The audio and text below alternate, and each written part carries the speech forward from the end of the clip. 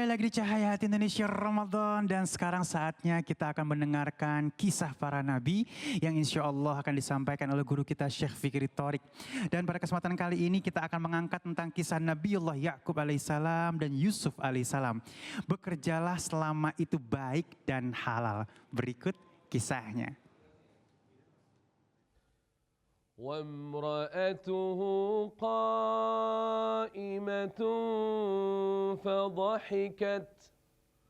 فضحكت فبشرناها بإسحاق ومن وراء إسحاق يعقوب. صدق الله العظيم. السلام عليكم ورحمة الله وبركاته.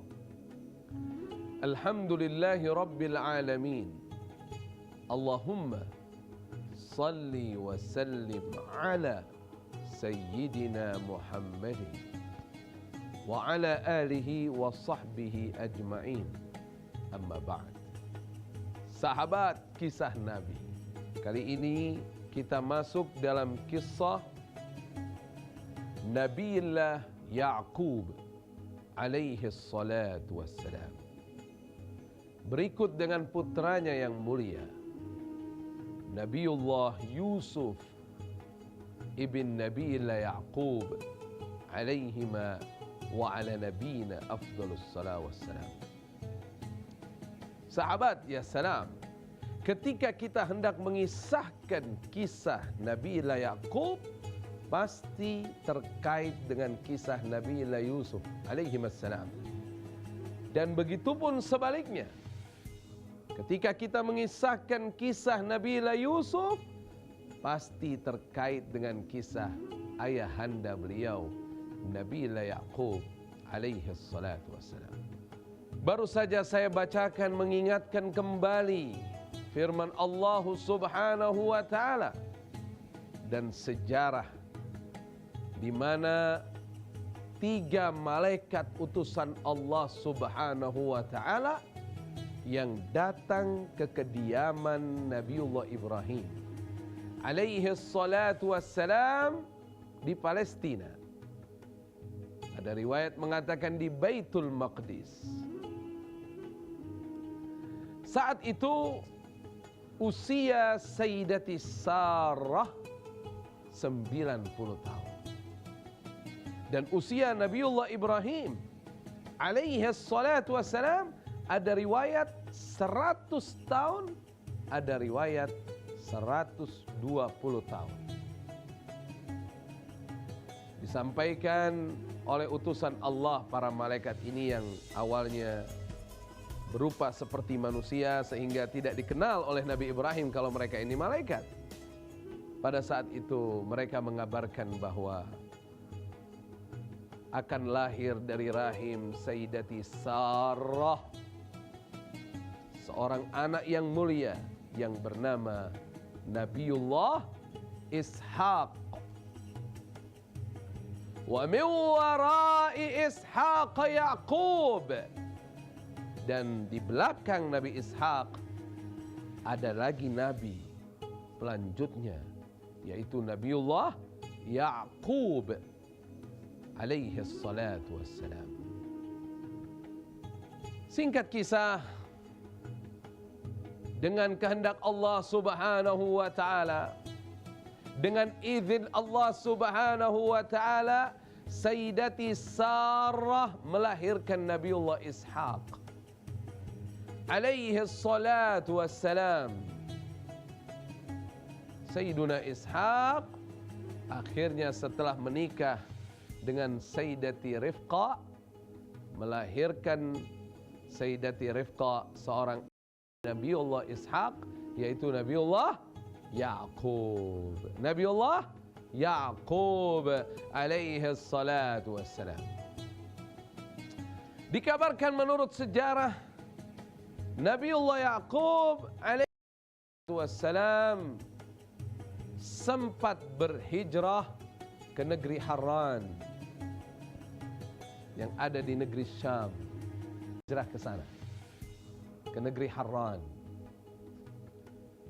Di sana beliau menikah dengan seorang wanita namanya Laya. Namanya Laya. Dari seorang wanita yang bernama Laya, beliau mendapatkan beberapa anak. Yang pertama Rubil, kemudian Syam'un, kemudian Lawa, kemudian Yahuda, kemudian Isakhir, kemudian Zablu. Ada berapa itu? 6 orang laki-laki. Ada juga riwayat yang menyatakan Nabi Yakub dapat 1 anak perempuan dari Laya. Jadi 7 anaknya dari Laya. Namanya Dina. Wallahu a'lam bishawab. Artinya Nabi Yakub punya anak 12 laki-laki. Tentang tambahan ada 1 perempuan, putrinya Nabi Yakub, ini terjadi perbedaan pendapat di kalangan para ahli sejarah. Dari ibu yang lain, dari 2 orang ibu yang lain, dikatakan di beberapa kitab 2 ibu yang ini adalah dari kalangan budak sahaya, yaitu mendapatkan 2 orang anak laki-laki, Jad dan Ashir. Udah 8 nih, Jad dan Ashir. Dari seorang budak yang lain mendapatkan Dan bukan Dan bahasa Indonesia, bukan. Namanya Dan sama Naftali. Ini jadi sudah dapat berapa nih? 10 anak laki-laki dari 3 ibu yang berbeda. Kemudian dari Rahil yang mendapatkan 2 orang anak laki-laki, Nabiullah Yusuf alaihi salatu wassalam dengan Benyamin. Nabiullah Yusuf alaihi salatu wassalam adalah putra ke-11. Putra ke-11 dari Nabiullah Yakub alaihi salatu wassalam. Beliau punya saudara kandung namanya Bunyamin, adiknya. Satu kandung dengan Nabiullah Yusuf dari ibu yang bernama Sayyidati Rahil radhiyallahu ta'ala anha. Sayyidati Rahil dikabarkan beliau adalah putri dari sayyidnya masyarakat Harran, atau salah seorang pimpinan di Harran. Namanya adalah Laban. Nabiullah Yakub alaihi salatu wassalam pun bekerja dengan mertuanya sebagai penggembala kambing saat itu. Para nabi dan para rasul alaihimus salatu wassalam, mereka bukanlah orang yang suka meminta kepada makhluk. Mereka adalah hamba Allah subhanahu wa ta'ala yang hidupnya untuk Allah, matinya untuk Allah subhanahu wa ta'ala. Jadi dalam kehidupannya tidak mau menandahkan tangan kepada makhluk. Jadi bekerja, mengembala kambing. Nabiullah Yakub alaihi salatu wassalam. Di dalam hadis yang diriwayatkan Al-Imam Bukhari radhiyallahu taala anhu, bahwa bersabda Nabi kita Muhammad sallallahu alaihi wasallam, "Ma ba'atsallahu nabiyyan illa wara'al ghanam." Tidaklah Allah mengutus seorang nabi pun kecuali pernah mengembala kambing. Waktu itu ada yang menanya, "Bagaimana dengan engkau ya Rasulullah?" "Termasuk saya," kata Nabi sallallahu alaihi wasallam, "dulu saya mengembala kambing milik daripada saudagar-saudagar Quraisy." dan Rasulullah mendapatkan bayaran untuk itu. Artinya apa? Para nabi mencontohkan kita jangan mengeluh sama manusia dan jangan pernah menganggap remeh pekerjaan. Selama itu halal, itu adalah kemuliaan. 20 tahun lamanya Nabiullah Yaqub alaihi salatu wassalam tinggal di Haran. 12 anak laki-laki dengan satu putri khilafiyahnya. Kalau ada yang mengatakan ada satu putrinya jadi 13 ya, 12 anak laki-laki. Ada yang mengatakan hanya 12 anak laki-laki. Tadi sudah saya sampaikan dari ibu yang pertama, kedua, ketiga, dan keempat adalah Rahil. Ini yang paling istimewa. Sahabat bilang ya salam gitu, ya salam, ya salam. Oleh karenanya Nabiullah Yaqub alaihi salatu wassalam keturunannya disebut dengan Bani Israel. Bani Israel itu adalah keturunan Nabiullah Yaqub alaihi salatu wassalam. Bani artinya anak keturunan. Israel adalah nama lain dari Nabiullah Yaqub. Bukan bahasa Arab. Isra artinya hamba. Il artinya Tuhan. Maksudnya hamba Allah subhanahu wa ta'ala.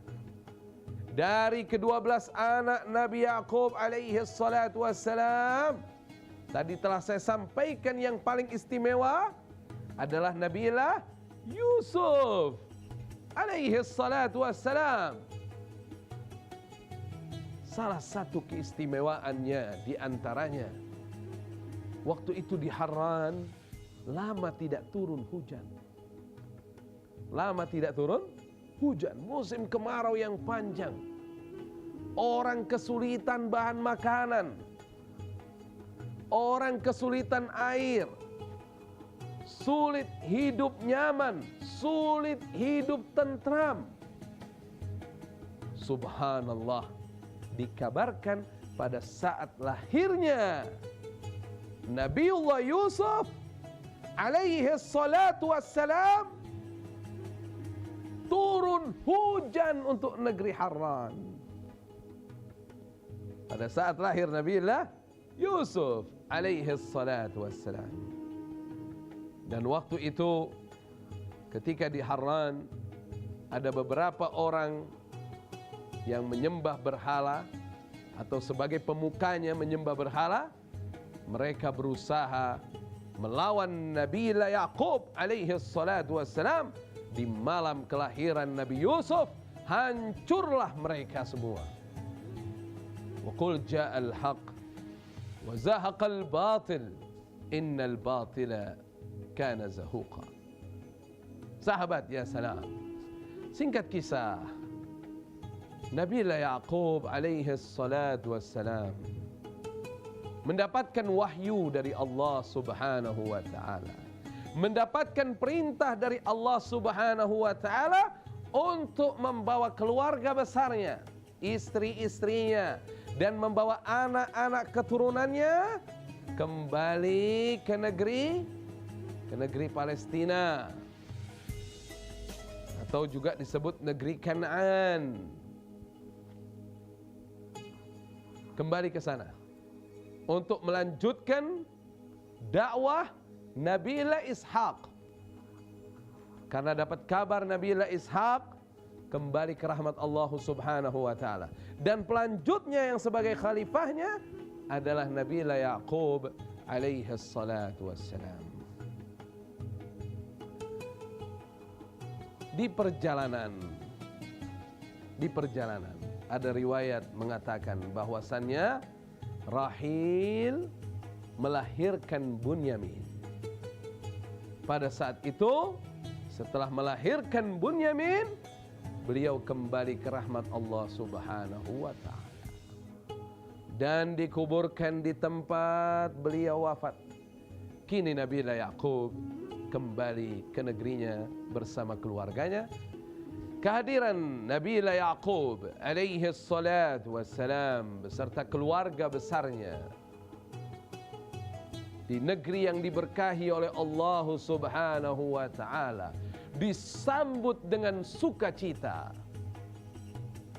karena penduduk negeri itu beriman kepada Allah Subhanahu wa taala, mengikuti syariat Nabi Ibrahim alaihi salatu wassalam, kemudian putranya Nabi Ishak alaihi salatu wassalam, dan kini adalah cucunya Nabi Ibrahim, Nabi Yaqub alaihi salatu wassalam, yang merupakan namanya sebagai kabar gembira langsung dari Allah Subhanahu wa taala lewat wasilah para malaikatnya yang menyampaikan kepada kakek mulia Nabi Ibrahim alaihi salatu wassalam. Disambut. Kita bisa bayangkan bagaimana sambutannya. Masya Allah, tabarakallah. Disitulah Nabi Yaqub mengajarkan kepada mereka tata cara hidup, mendekatkan diri kepada Allah Subhanahu wa ta'ala, tata cara bermuamalah yang baik dan lain sebagainya.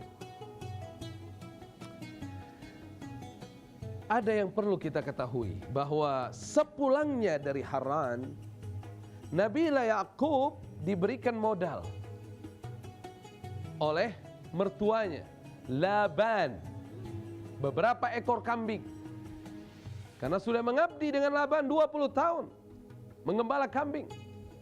Nabiullah Musa, nanti kisahnya nanti, Nabiullah Musa dengan Nabiullah Shu'aib 10 tahun, Masya Allah, mengembala kambing juga. Karena ternyata di mengembala kambing itu ada apa? Ada pembelajaran kejujuran, amanah, sabar, perhatian dan lain sebagainya. Nabi Yaqub mengembala kambing, usahanya di mana? Di negeri Kan'an atau di daerah Palestina, negeri yang disuburkan oleh Allah Subhanahu wa taala.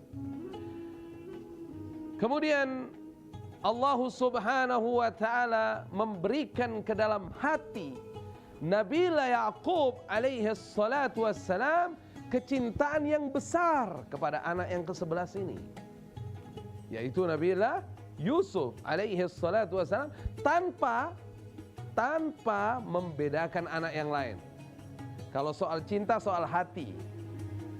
Tapi kalau anak yang lain juga tidak ada yang dibenci oleh Nabi Yaqub. Nabi Yaqub mencintai seluruh keluarganya. Tapi sama Nabi Yusuf ini ada lebih dalam hal cinta. Kita tidak dilarang untuk lebih mencintai yang nomor 1 atau nomor 2 atau nomor 3. Tapi yang dilarang apabila kita membedakan mereka. Yang satu diberikan haknya, yang satu tidak. Itu yang dilarang. Dalam adil, harus kita berbuat adil dengan seluruh anak kita. Nabi Yaqub alaihi salatu wassalam lebih dekat kepada putranya Nabi Yusuf dan Bunyamin. Nabi Yusuf terutama saat itu selalu dekat dengan ayahnya Nabi Yaqub karena masih kecil.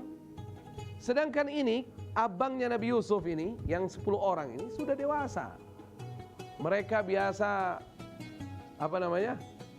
mengembala kambing, keluar pagi, nanti pulang sore. Adapun Nabi Yusuf karena masih kecil, dipegang terus sama ayahnya. Dan ibunya sudah tiada. Ibunya sudah kembali ke rahmat Allah. Wajar jika Nabi Yaqub betul-betul perhatian penuh menjaga Nabi Yusuf yang masih kecil dan ditinggal pergi ke rahmat Allah oleh ibunya. Jadi beliau berposisi kepada Nabi Yusuf sebagai ayah dan juga sebagai ibu. Benyamin saat itu masih bayi, masih belum mengerti. Tapi Nabi Yusuf saat itu sudah mulai sudah mulai bisa berbicara, sudah mulai bisa sama Nabi Yaqub alaihi salatu wassalam. Wal afu minkum. Wassalamualaikum warahmatullahi wabarakatuh.